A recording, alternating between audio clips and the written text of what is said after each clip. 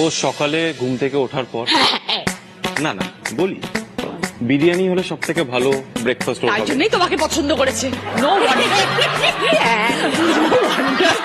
আচ্ছা, আগের দিন রাত্রে বাঁচিয়ে রেখে দেয় পরের দিন ব্রেকফাস্ট করবে বলে। আবার তার মধ্যে রাওয়াজি বটি অ্যান্ড তার চাওয়াল, এছাড়া খাবে না বিরিয়ানিও। কাকে কি ভালো রান্না করে? ভীষণ ওকে, ভীষণ ভালো। ওকে, ও খুব ভালো রান্না করে। তাই? আজ অব্দি খালি আলু সিদ্ধ ডাল ভাত খাইয়েছে।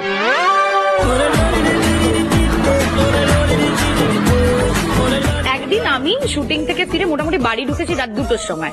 আমাকে পরের দিন কোনো একটা কারণে বেরোতে হবে উইথ মেকআপ বাড়ি থেকে 7টার সময়। আমাকেও বললো তুই এত ভয় পাস না, তুই ঘুমিয়ে পড়। 5টার সময় বাড়িতে বেল বাজে।